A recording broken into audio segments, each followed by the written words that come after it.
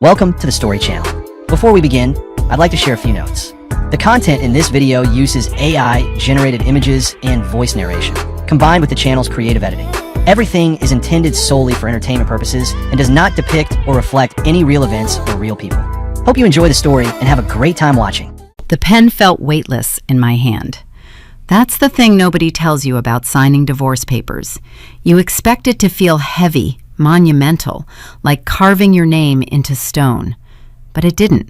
It felt like breathing out after holding your breath underwater for 7 years.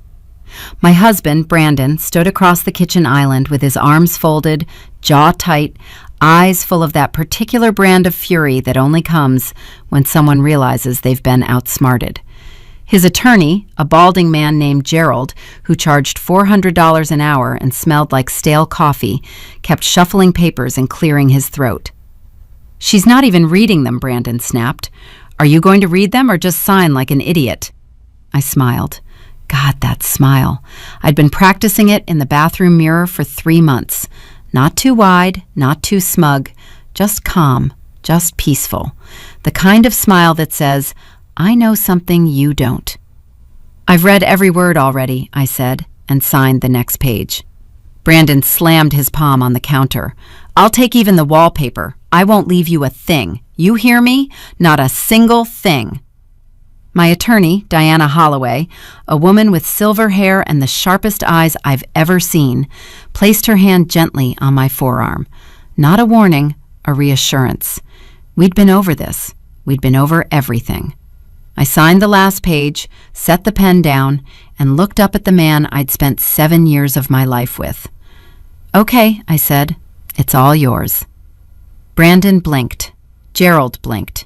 Even Diana's assistant, a 20-something kid named Trevor, who'd been typing notes on his laptop, stopped and looked up.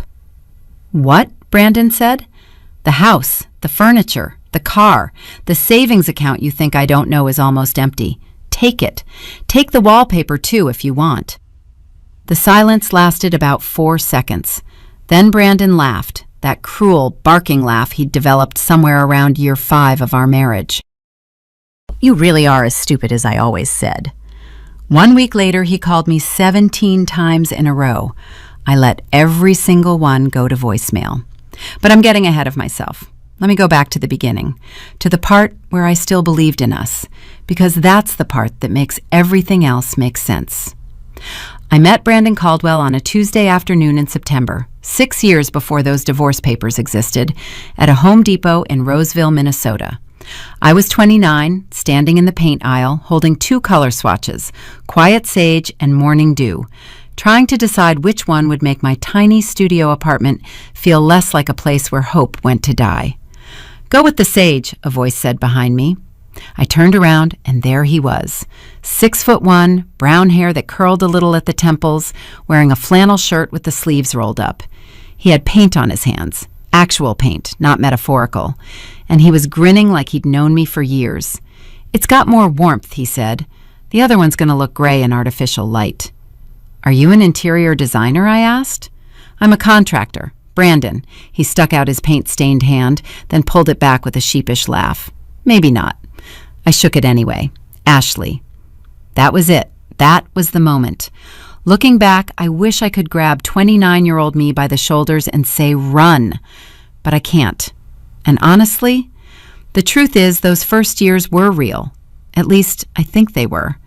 Brandon had his own contracting business, Caldwell Home Solutions. Small operation, just him and 2 guys named Rick and Tommy. They did kitchen remodels, bathroom renovations, the occasional deck. He was good at it, really good. His hands could take a crumbling 1970s kitchen and turn it into something out of a magazine. We dated for a year before he proposed. He did it on the dock at Lake Minnetonka, right at sunset, with a ring he'd designed himself. A thin gold band with a tiny emerald, because he'd remembered I once said diamonds felt overrated. That detail alone kept me warm for years. He listened. He remembered. He cared. We got married at the courthouse. Neither of us had family money for a big wedding. My mom, Linda, flew in from Tucson. She wore a blue dress and cried the whole time. Brandon's mother, Karen, sat in the front row with a smile that didn't quite reach her eyes, but I chalked that up to nerves. His sister Megan took photos on her phone. We bought a house 6 months later, a 3-bedroom fixer-upper in Maple Grove, listed at $210,000. Brandon got it for $195 because he knew the realtor and promised to fix up the front porch, which was sagging like a tired old man. We put down $38,000, most of it from my savings. I'd been working as an office manager at a dental practice since I was 24, and I was meticulous about money. Every paycheck, I'd move a percentage into savings before I even looked at the rest. My credit score was 762. Brandon's was 589, which he laughed about and called a work in progress. Those first 2 years in the house were the closest thing to heaven I've ever known. Brandon would come home smelling like sawdust and sweat, and I'd have dinner ready. Not because I was some kind of 1950s housewife, but because I genuinely loved cooking for someone who appreciated it. He'd sit at the kitchen table, still in his work boots, and tell me about his day. Mrs. Patterson wants subway tile, but her budget says laminate. Tommy almost drilled through a water pipe again. Rick's wife is pregnant, 3rd kid. I'd tell him about the dental office, about Doctor. Wynn's obsession with motivational posters, about the patient who came in with a Lego stuck in his molar, about how Karen from billing, different Karen, not his mother, kept microwaving fish in the break room. We'd laugh, we'd eat, we'd watch something on Netflix. Sometimes we'd work on the house together, him doing the real work, me handing him tools and painting trim. We refinished the hardwood floors ourselves over one long weekend, and when we were done, we lay on the bare wood and stared at the ceiling fan, and he said, "We built this, Ash. This is ours." I believed him. Sundays were our sacred day. Brandon would make pancakes, buttermilk from scratch with blueberries. I'd make coffee in the French press. We'd sit on the back porch if the weather was good, or on the couch with a blanket if it wasn't. We'd talk about the future. Kids, maybe 2, maybe 3. A bigger house eventually, or maybe just add on to this one. He wanted to expand the business, hire more guys, get a proper office instead of running everything off his phone and a folding table in the garage. 5 years, he'd say, holding his coffee mug with both hands. 5 years and Caldwell Home Solutions is going to be the biggest name in the Twin Cities. I believe you, I'd say, and I meant it. Here's the thing about my marriage that I need you to understand. I wasn't naive. I wasn't some starry-eyed girl who ignored red flags. For those first 3 years, there were no red flags. Or if there were, they were so small they looked like confetti. Brandon was generous with compliments. He noticed when I got my hair cut. He remembered that I hated cilantro and loved thunderstorms. He'd text me at lunch, just a quick, "thinking about you," or a photo of some ridiculous thing he saw at a job site. He was present. He was warm. My mom adored him.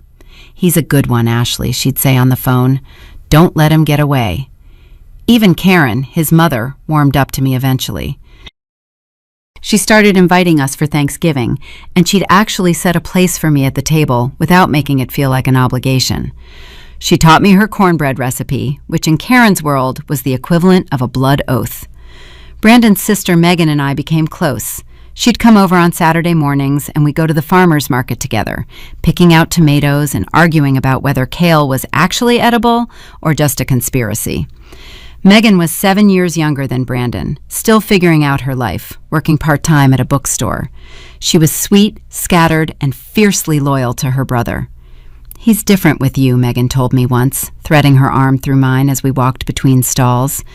"Before you, he was, I don't know, restless, like he was always looking for something. Now, he's settled." I squeezed her arm. He settled me, too. We tried for a baby starting in year 2. Month after month, negative tests. I'd stare at that single pink line and feel something crack inside me, just a little. Brandon would hold me and say, "It'll happen when it's supposed to happen." We saw a fertility specialist, Dr. Reeves in Edina. Tests came back fine for both of us. Unexplained subfertility, she called it. A fancy way of saying, we don't know why, just keep trying. I threw myself into research, ovulation trackers, supplements, specific dietary changes. I stopped drinking coffee, which for an office manager dealing with insurance paperwork all day was basically heroic. Brandon started taking vitamins because I asked him to, and he did it without complaining. By year 3, we were still trying, but the urgency had softened into something more patient. "We've got time," Brandon said. "We've got plenty of time." Meanwhile, the business was growing. Brandon hired 2 more guys, Derek and Sam. He landed a contract to renovate 3 bathrooms in a new condo development in Plymouth. The money started getting better. Not amazing, but better. We paid off his truck. We started putting money into a joint savings account on top of my personal savings. He opened a 401k through a small business plan I helped him research. I remember one evening, it was a Thursday in March, year 3, I came home to find Brandon standing in the kitchen with a bottle of wine and 2 glasses. "What's the occasion?" I asked, dropping my bag by the door. "We cleared $92,000 in revenue this quarter," he said, pouring. "That's double what we did last year." I took the glass. "Brandon, that's incredible." "It's because of you," he said. "You organized the books. You set up the invoicing system. You made me actually track expenses instead of stuffing receipts in a shoebox." That part was true. I'd spent countless evenings at the kitchen table with his laptop, sorting his finances into spreadsheets, setting up QuickBooks, color-coding his project timelines. It wasn't glamorous work, but I was good at it, and I liked feeling like we were building something together. He raised his glass. "To us." "To us." We clinked. The wine was a $10 Merlot from Target, and it tasted like everything I'd ever wanted. That was the peak. That Thursday in March, with cheap wine and good numbers, and my husband looking at me like I was the answer to every question he'd ever asked. If I could freeze one moment and live in it forever, it would be that one. Because the very next week, something shifted. It was small, almost nothing. Brandon came home late on a Wednesday. Not unusual for a contractor. Jobs run over all the time. But he walked in and went straight to the shower without saying hello. No kiss, no, "Hey, Ash," just the sound of the bathroom door closing and water running. I was sitting on the couch with my laptop, working on his expense reports. When he came out 20 minutes later, hair wet, wearing sweats, I said, "Long day?" "Yeah," he said, and sat down in the armchair instead of next to me on the couch. That was it. That was the first crack. Not the shower, not the missing hello, the armchair. In 3 years of marriage, Brandon Caldwell had never once chosen the armchair over the spot next to me. It was our thing. The left cushion was his, the right was mine, and our knees would touch in the middle. He sat in the armchair, picked up his phone, and started scrolling. I stared at the side of his face for a long time. He didn't look up. "Everything okay?" I asked. "Fine," he said, "just tired." I went back to his expense reports. There was a charge on the business card I didn't recognize, a restaurant called Bella Notte in downtown Minneapolis, $112. I almost asked about it. Almost. Instead, I bookmarked the entry and kept scrolling. That night, I lay in bed next to a man who was already asleep, and I felt something I hadn't felt since before I met him, a cold, quiet dread settling into the spaces between my ribs. The kind that doesn't have a name yet, the kind that whispers, "Pay attention." I told myself I was being ridiculous. I told myself one weird evening didn't mean anything. People have off days. Contractors have stressful weeks. Husbands sit in armchairs sometimes. But my hands were cold under the blanket, and sleep didn't come for a very long time. The next morning, Brandon was fine, totally normal. He kissed me on the forehead before leaving for work, called me babe, and texted me a photo of a bathroom demolition at 11 a.m. with the caption, "Tommy found a bird's nest inside the wall. Actual birds." I laughed. I texted back a string of laughing emojis, and I told myself, "See, you're crazy. One weird evening, one armchair. Relax." But the Bella Notte charge stayed in my head like a song you can't stop humming. I didn't bring it up. I filed it under business expense, client dinner, and moved on. Brandon took clients out sometimes, realtors, homeowners, the occasional property manager. $112 wasn't outrageous for that. It made sense. I made it make sense. 2 weeks passed, normal weeks, pancake Sundays, Netflix evenings. He sat on the couch next to me again. Our knees touched. I breathed. Then the phone thing started. Brandon had never been precious about his phone. In the early years, he'd leave it on the kitchen counter, on the coffee table, on the bathroom sink. He didn't have a passcode for the first year of our marriage. I've got nothing to hide, Ash. And even after he added one, he told me the code without me asking. 5509. Our wedding date, May 9th. Sometime around the end of that third year, the phone started living in his pocket. All the time. He'd take it to the bathroom. He'd sleep with it under his pillow instead of on the nightstand. When it buzzed during dinner, he'd glance at it fast, then flip it face down. "Who's that?" I asked one evening, keeping my voice light. "Rick," he said. "His wife's having Braxton Hicks. He's freaking out." I nodded. Rick's wife, her name was Jenny, was 8 months pregnant with their third. It was plausible. Everything was always plausible. But one night in November, I woke up at 2 a.m. to an empty bed. I found Brandon in the garage, sitting on the folding chair next to his work table, phone pressed to his ear. He was speaking so low I couldn't make out words, but I could hear the tone.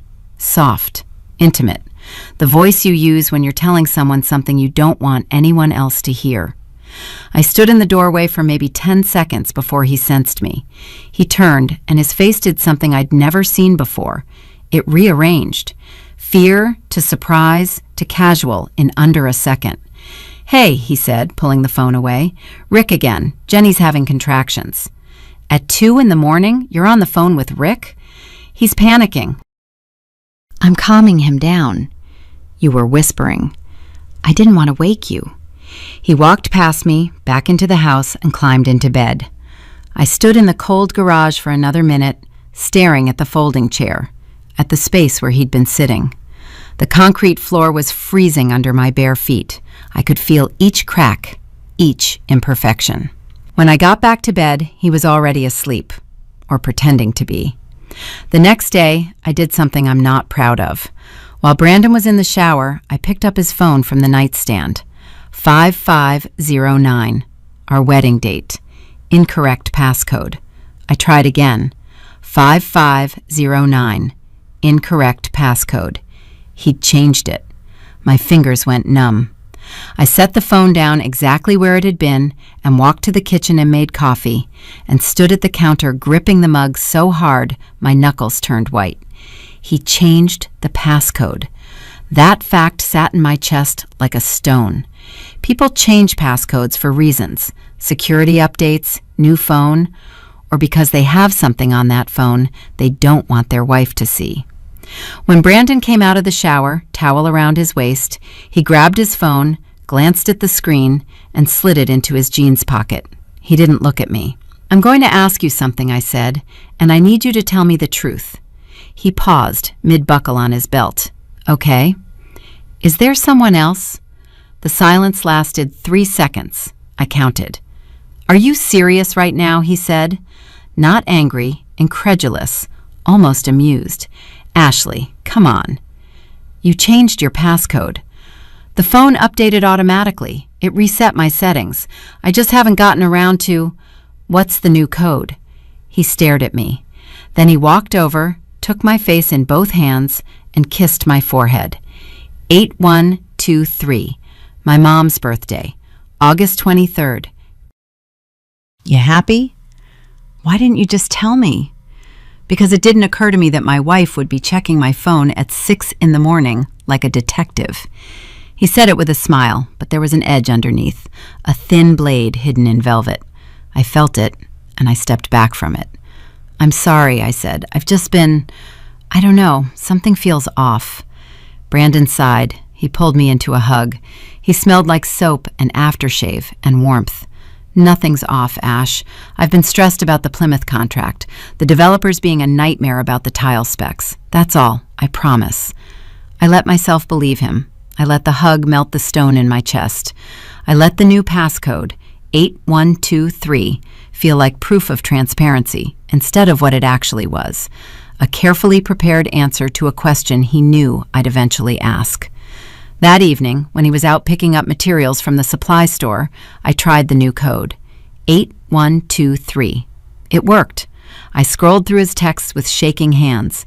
Rick, Tommy, Derek, a thread with his mom about Thanksgiving plans, a group chat with the crew about a job in Wyzetta. Nothing. No unknown numbers, no suspicious names, no deleted conversations that I could see. I put the phone down and felt sick, not because I'd found something, but because I'd looked, because I'd become the kind of wife who checks her husband's phone while he's buying drywall screws. I hated myself for it. I swore I wouldn't do it again. And for a while, things got better. December came. We put up a Christmas tree, a real one, Douglas fir, from the lot on County Road 10. Brandon strung the lights while I handed him ornaments.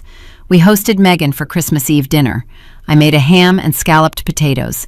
Brandon made his famous garlic bread. Megan brought wine and a board game she'd found at the bookstore. We played until midnight, laughing, and when Megan left, Brandon pulled me close by the tree and said, "This is all I need." You know that, right? Just this. I wanted to tattoo those words on my ribs. January was quiet. February was cold. Brandon's business had a slow stretch, normal for Minnesota winters, when nobody wants their kitchen torn apart while it's -15 outside. He spent more time at home, more time in the garage on his laptop, working on bids. I'd bring him coffee out there, and he'd minimize whatever was on his screen and smile at me. I noticed. I always noticed. But I didn't say anything.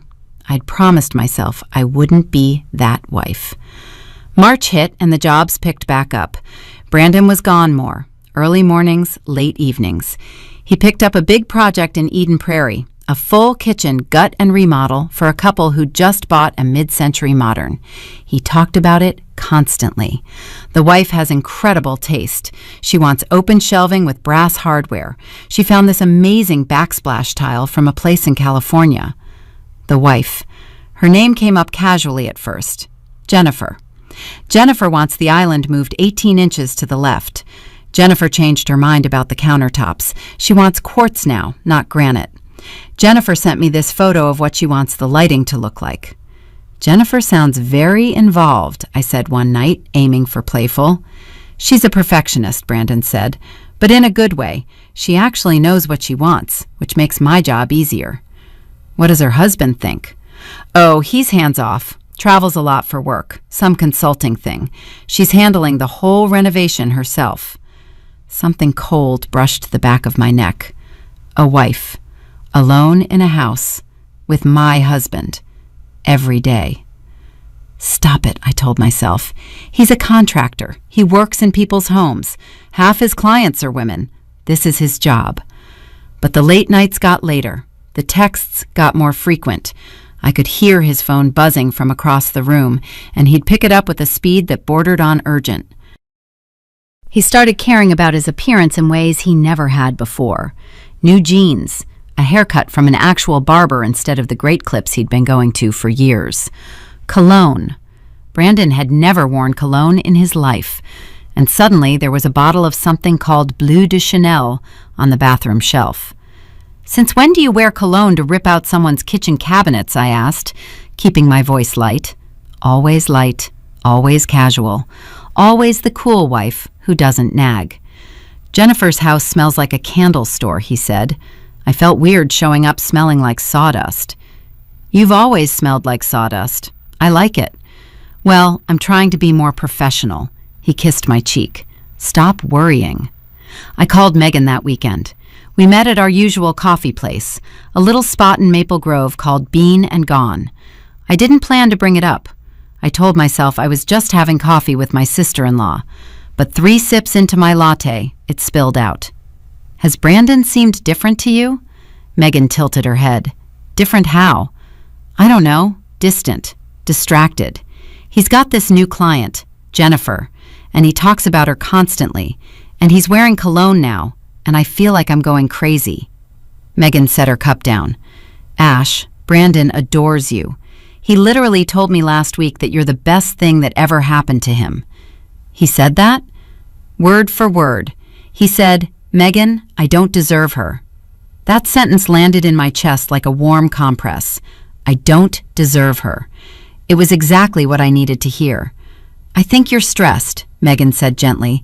"You've been doing so much, working full-time, managing his books, the fertility stuff.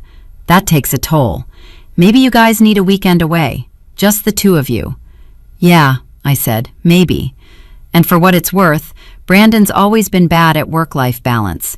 When he gets into a project, he gets obsessed. Remember the Anderson deck? He talked about cedar planks for 3 straight months. I laughed. She was right. He had. I'd heard more about tongue and groove joinery during the Anderson deck than I ever needed to know. I drove home feeling lighter. Megan was right.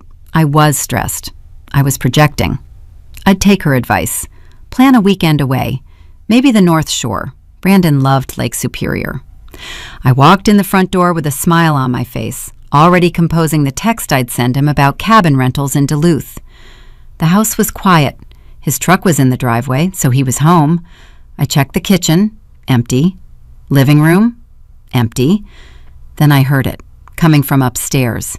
His voice, low and warm, the same tone I'd heard in the garage that night in November. I climbed the stairs slowly, each step deliberate. The bedroom door was open a crack. "Can't stop thinking about last night," he was saying. A pause, then a laugh, soft, private, the laugh of a man sharing a secret. "Yeah, me too. No, she doesn't know. She doesn't suspect anything. Trust me." I pushed the door open. Brandon was sitting on the edge of our bed. The bed where we'd tried to make a baby. The bed where he'd held me after every negative pregnancy test. He looked up, and this time, his face didn't rearrange fast enough. I saw it all. The guilt, the panic, the raw, naked truth before the mask slammed down. "I gotta go," he said into the phone and hung up. "Who was that?" My voice came out flat, dead, like the words had been drained of everything. "That was Derek. We're working on the Eden Prairie bid and—" "Don't." One word. It stopped him cold. "Don't you dare say Derek. Don't say Rick. Don't say Tommy. Don't lie to me while you're sitting on our bed." Brandon stood up. He ran his hand through his hair, the expensive haircut, the one from the barber. "Ashley, you're overreacting. She doesn't suspect anything. Trust me." I repeated his words back to him with surgical precision. "Who were you talking about? Who is she?" His jaw tightened. I watched the calculations happen behind his eyes. Which lie to choose, which angle to play, how to make this my fault. "It was a surprise," he said, "for your birthday. I was talking to Megan about planning something, and I didn't want you to find out." My birthday was 4 months away, September. It was May. "My birthday is in September, Brandon." "I know. I was planning ahead." "You said last night. You said you can't stop thinking about last night. What happened last night that you'd be planning for my birthday?" He opened his mouth, closed it, opened it again. And in that gap, that 2-second gap where no words came out, I saw the truth as clearly as if he'd spoken it aloud. "I think I need some air," he said, and walked out of the bedroom. I heard his boots on the stairs, the front door, his truck starting, gravel under tires. I sat down on the bed, our bed. I pressed my palms flat against the comforter and felt the warmth where he'd been sitting. I didn't cry. I didn't scream. I didn't call Megan or my mom or anyone. I picked up my laptop from the nightstand, opened a new browser window, and typed, "Divorce Attorney, Hennepin County, Minnesota." Then I closed the laptop, lay down on his side of the bed, and stared at the ceiling fan going around and around and around. My hands were steady, my breathing was even, and somewhere deep inside my chest, in the place where love had lived for 3.5 years, something new was taking root, something cold and patient and absolutely certain. He didn't come home until after midnight. I pretended to be asleep. He slid into bed without touching me, and within minutes, his breathing went slow and deep. I lay there in the dark, listening to him sleep, and I began to plan. The planning started small, clinical, like organizing someone else's life. The morning after I heard that phone call, she doesn't suspect anything, I got up at 5:30, before Brandon's alarm. I sat at the kitchen table with a cup of coffee I couldn't taste and a legal pad I'd pulled from the junk drawer. I wrote 3 words at the top: what I know. Underneath, I started a list: the Bella Notte charge, the armchair, the phone in the pocket, the changed passcode, the 2 a.m. garage call, the cologne, the haircut, Jennifer. Then I wrote a second heading: what I need. And under that, proof, a lawyer, a plan. I hid the legal pad inside a cookbook, Julia Child's Mastering the Art of French Cooking, which Brandon had never once opened, and went to work. For the next 3 days, I operated on autopilot. I answered phones at the dental office. I filed insurance claims. I smiled at patients. I ate lunch at my desk. And every spare moment, every bathroom break, every quiet minute in the parking lot before driving home, I researched. Minnesota is a no-fault divorce state. That meant I didn't technically need proof of an affair to file, but proof would matter for negotiation, for leverage, for making sure Brandon Caldwell didn't walk away from this marriage with everything while I got nothing. I found Diana Holloway on a Thursday evening, sitting in my car in the parking lot of a Target, scrolling through attorney reviews on my phone. Her website was sparse, no flashy graphics, no stock photos of gavels, just a black and white headshot of a woman with silver hair and sharp cheekbones, and a single line of text: 32 years of family law. I don't lose. I called her office the next morning from the dental practice break room, speaking low so Karen from billing wouldn't hear. Holloway Law, this is Diana. Hi, my name is Ashley Caldwell. I think my husband is having an affair and I need to know my options. Can you come in Tuesday at 10? I work until 5. Tuesday at 5:30 then. That Tuesday I told Brandon I had a dentist appointment. Ironic, given where I worked, and drove to Diana Holloway's office in a converted Victorian house in downtown Minneapolis. The waiting room smelled like lavender and old paper. Her assistant, Trevor, a 20-something with kind eyes and fast fingers, offered me water. I took it with both hands because they were shaking. Diana's office was lined with bookshelves. No family photos, no plants, just books and files and a single-framed quote on the wall behind her desk. The best revenge is a life well lived. She saw me reading it and smiled, a small, knowing smile. Everyone reads it, she said. Sit down, Ashley. I sat, and I told her everything.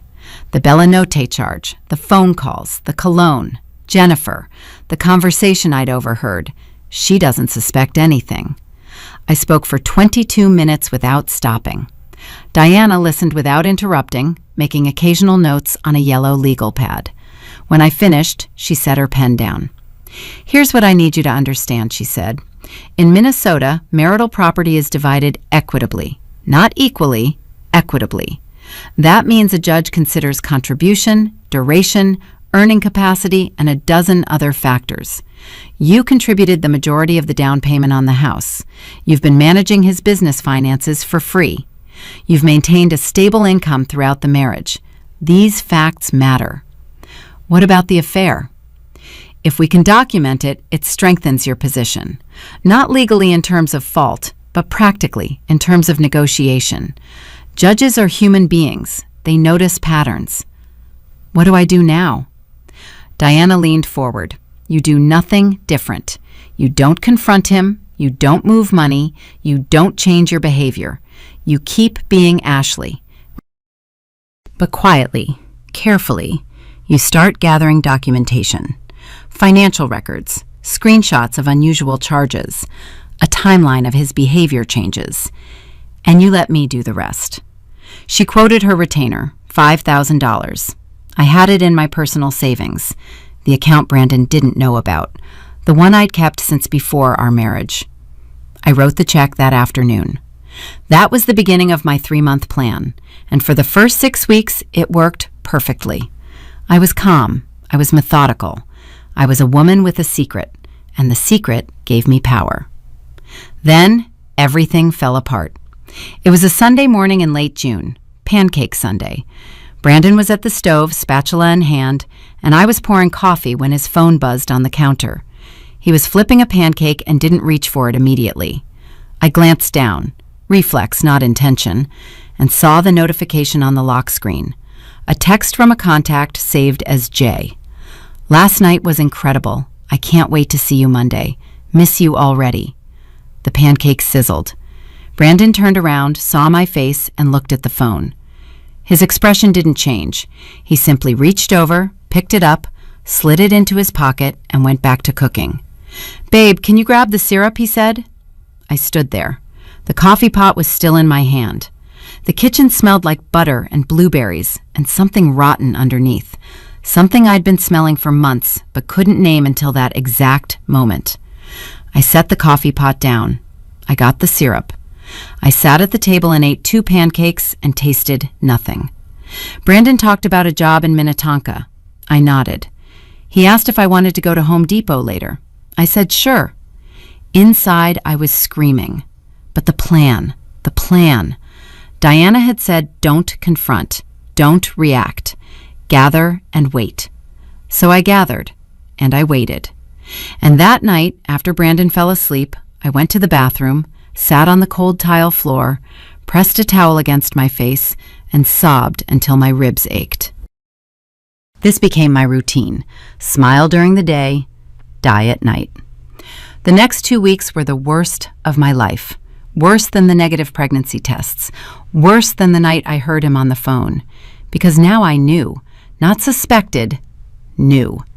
And knowing, while pretending not to know, is a particular kind of torture that hollows you out from the inside, like termites in a wall. The structure looks fine from the outside. Inside, it's dust. I lost 11 pounds. My clothes hung wrong. Dr. Nguyen noticed and asked if I was feeling okay. Karen from billing told me I looked tired. My mom called on a Wednesday and said, "Ashley, your voice sounds thin. What's going on?" "Nothing, Mom, just busy." "You'd tell me if something was wrong." "Of course." I hung up and stared at the wall for 10 minutes. The isolation was the worst part. I couldn't tell my mom. She'd fly up from Tucson and confront Brandon with a frying pan, and the plan required silence. I couldn't tell Megan. She was his sister, and no matter how close we were, blood wins. I couldn't tell my coworkers. I couldn't tell anyone. Diana was the only person who knew. I'd go to her office every other Tuesday, sit in the leather chair, and report like a soldier debriefing a general. He charged $214 at a restaurant called Alma on June 22nd. He told me he was working late. He came home smelling like wine and perfume that wasn't mine, something floral, like jasmine. Diana would nod and write it down. Trevor would type. The file grew thicker. But having a plan didn't stop the pain. Having a strategy didn't keep me from waking up at 3 a.m. with my heart hammering so hard I thought it was trying to escape my chest. I'd lie in bed next to Brandon, inches away from the man who was destroying me, and feel so alone that the darkness in the room seemed to have weight. One night in mid-July, I hit the actual bottom. Brandon had told me he was going to Rick's house to watch a baseball game. Twins versus the Yankees. He left at 6, kissed me on the cheek, said he'd be back by 10. At 9:45, I opened my laptop and checked the Twins' schedule, something I'd never done before, something that felt pathological even as I was doing it. The Twins were playing an away game in Cleveland. It had started at noon. It was already over. They'd lost 4-1. There was no evening game. There was nothing to watch at Rick's house.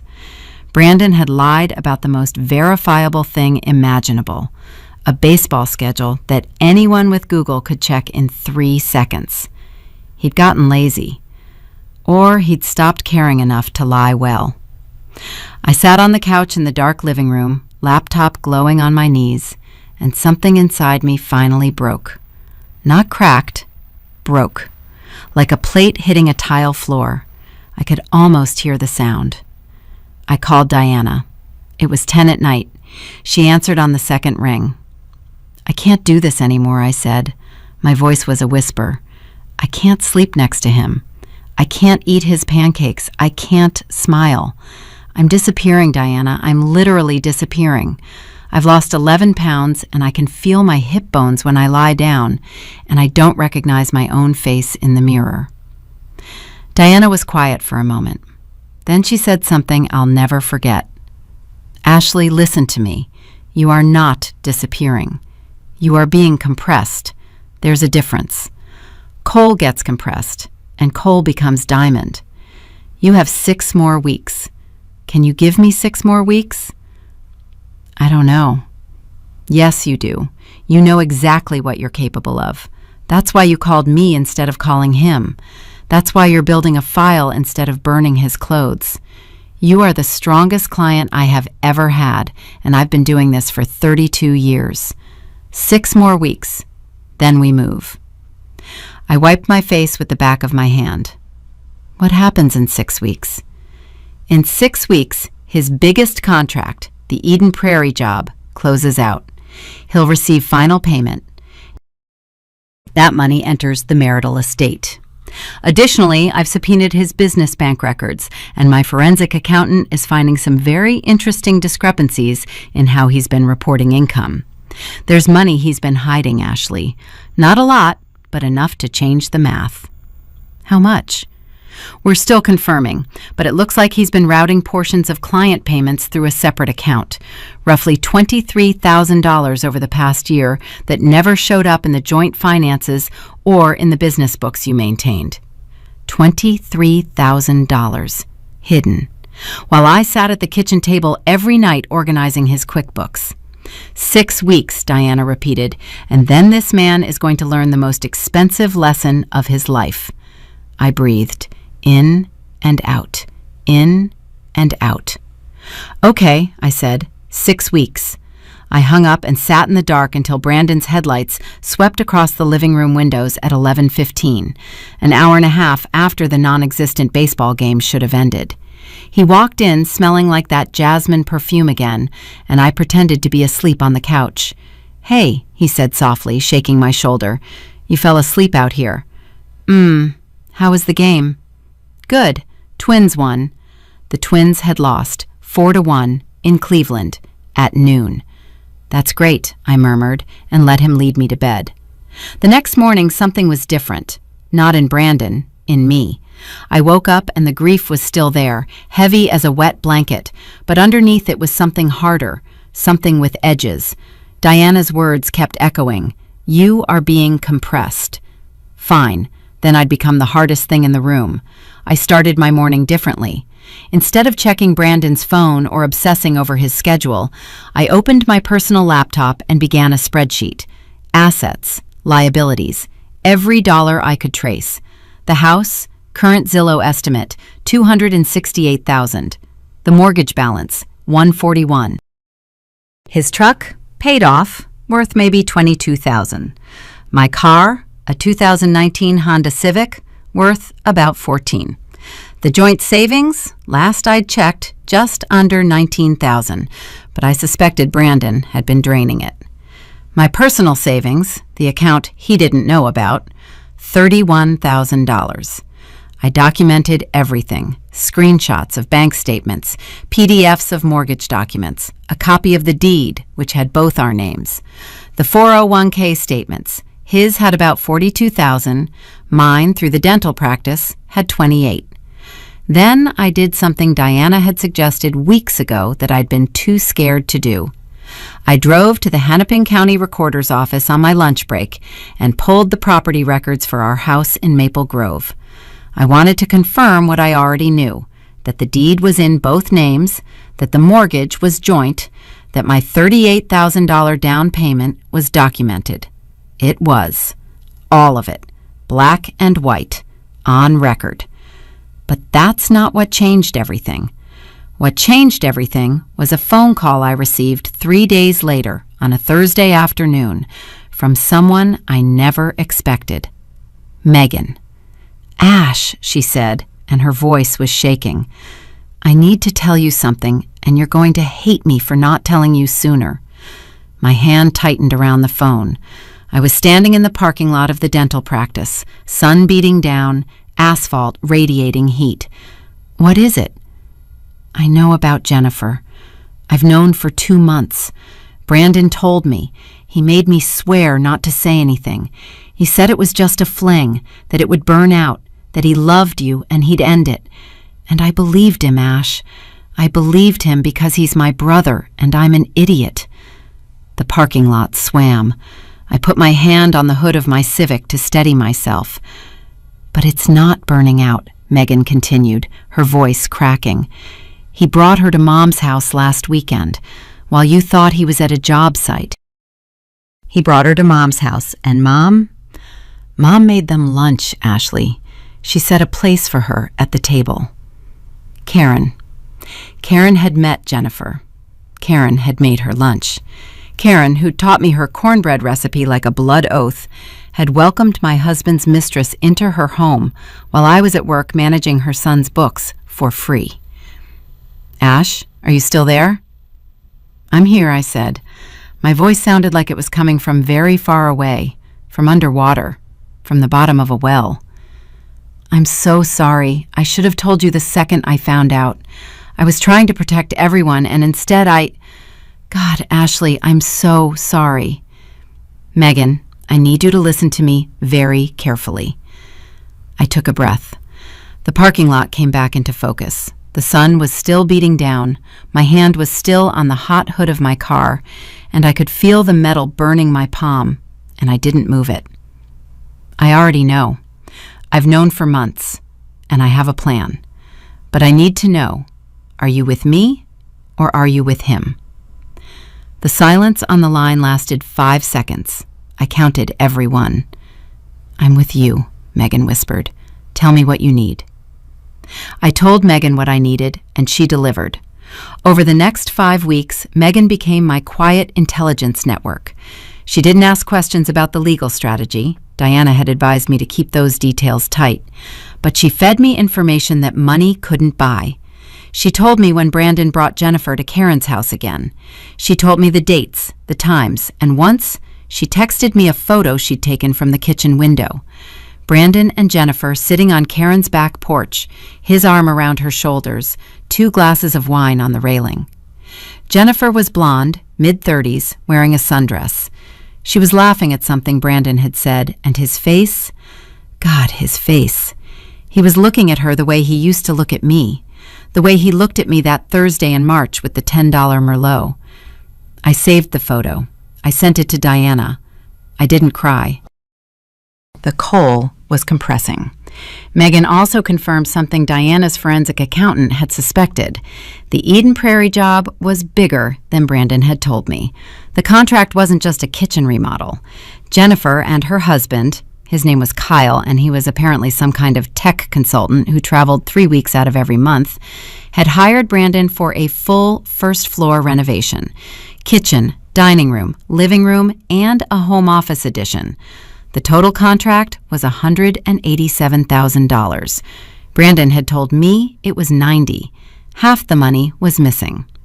Routed through the separate account Diana had found, Brandon was building himself a hidden nest egg with money that was legally part of our marital estate, since he'd earned it during the marriage using a business I'd helped build. Diana's forensic accountant, a quiet woman named Patricia Chen, laid it all out in a report that was 43 pages long. Every hidden dollar, every phantom expense, every receipt that didn't match.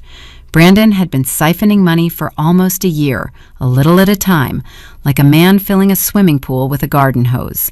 Slow enough that nobody notices until the water bill comes. The total?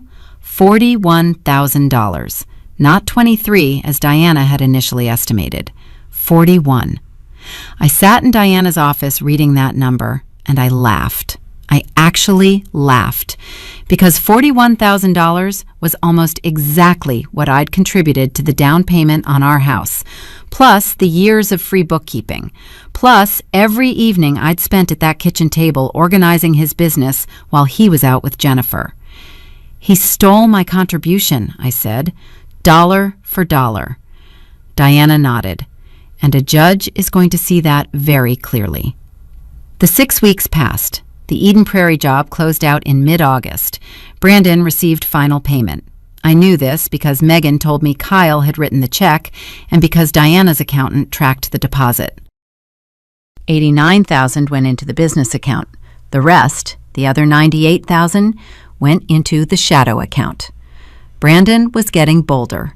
And then, on a Wednesday evening in late August, Brandon came home from work and sat me down at the kitchen island. He had a look on his face I'd never seen before, a mixture of excitement and something almost like pity. "Ashley, we need to talk." I set down the dish towel. "Okay." "I've met someone," he said. Just like that, no preamble, no apology. "Her name is Jennifer. She was a client and it just happened. I didn't plan it. But I'm in love with her and I want a divorce." He said it the way you'd order a sandwich. Turkey on rye, hold the guilt. I looked at him. I looked at this man who thought he was delivering a bomb, not knowing he was walking into a minefield I'd spent 3 months laying. "Okay," I said. He blinked. "Okay, that's it? What do you want me to do, Brandon? Scream? Cry? Beg you to stay?" I mean, I expected more of a reaction. "I'll give you a reaction. I want the divorce finalized quickly. I'll call an attorney tomorrow." He leaned back, suspicious. "You're taking this really well." "I'm tired," I said. And that was the truest thing I'd said to him in months. Brandon moved into the guest bedroom that night. The next morning, he called Gerald Kessler, the $400 an hour attorney with the stale coffee breath. And within 48 hours, we were in the kitchen signing papers. That's where this story started. The pen, the papers. Brandon slamming his palm on the counter. "I'll take even the wallpaper. I won't leave you a thing." And me, smiling, signing, saying, "Okay, it's all yours." Here's what Brandon didn't know. He didn't know that Diana Holloway had spent 3 months building a case so airtight it could survive re-entry from space. He didn't know about Patricia Chen's 43-page report documenting every hidden dollar. He didn't know that the settlement he'd drawn up with Gerald, the one that gave him the house, the truck, the joint savings, and what he thought was everything, had been reviewed by Diana 2 weeks before he even presented it. He didn't know that Diana had let him write those terms on purpose. "Let him take the house," Diana had told me. "The house has a mortgage balance of $141,000 and needs at least $30,000 in deferred maintenance that he's been ignoring because he's been too busy with Jennifer. The equity is maybe $90,000 on paper, but after selling costs and the repairs he'll need to make, he's looking at 60, maybe 65. And he'll have to refinance the mortgage in his name alone, with a credit score of 589. Good luck." She'd smiled when she said it, that sharp, silver-haired smile. "Let him take the joint savings. There's $19,000 in there. That's his consolation prize. Meanwhile, we'll file a motion for dissipation of marital assets based on the $41,000 he hid. Minnesota courts do not look kindly on spouses who hide money during a marriage. He'll owe you restitution. And the business? The business is the crown jewel.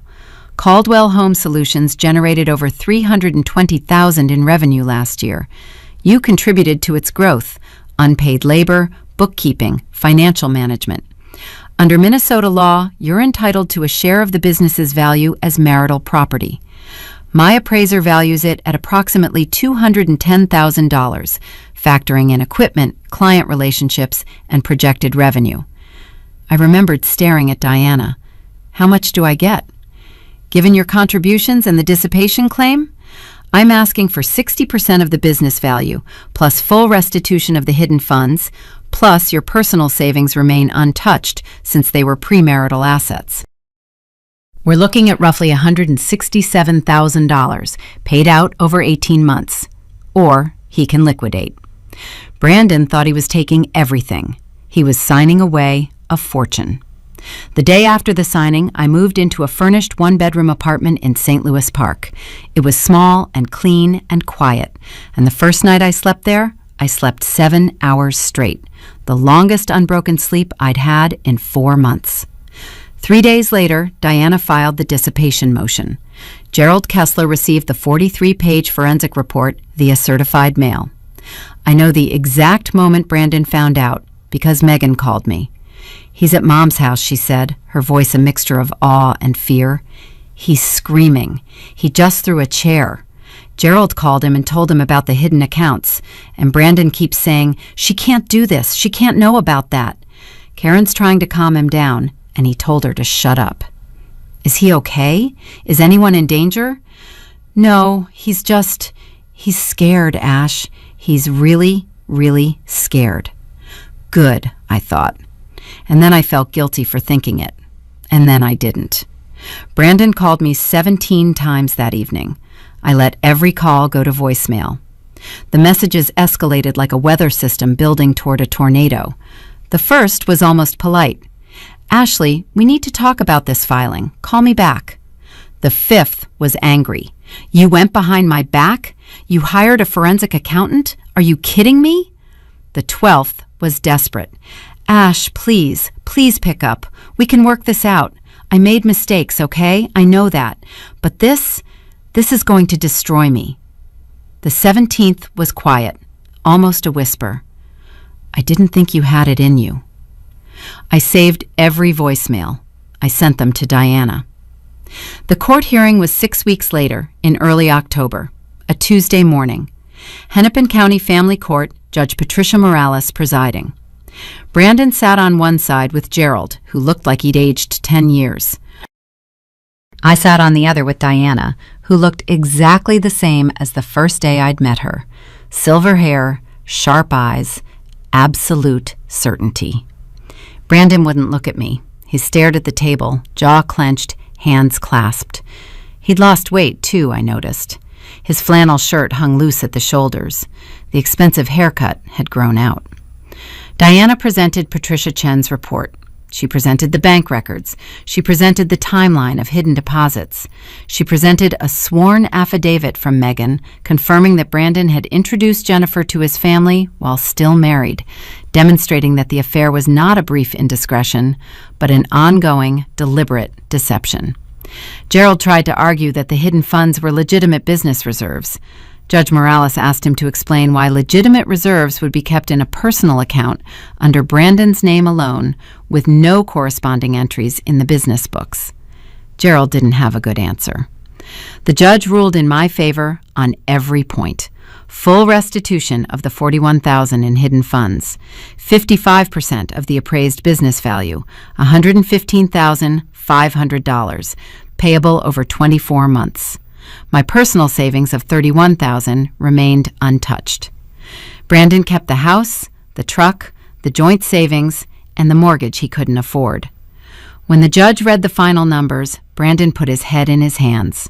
Gerald patted his shoulder awkwardly. Diana squeezed my forearm. The same gesture from the kitchen the day of the signing. Not a warning, a reassurance. Outside the courthouse, the October air was sharp and clean.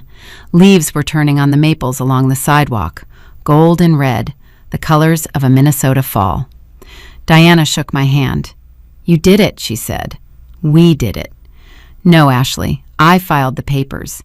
You survived 3 months in that house, sleeping next to a man who was lying to your face, and you never once flinched.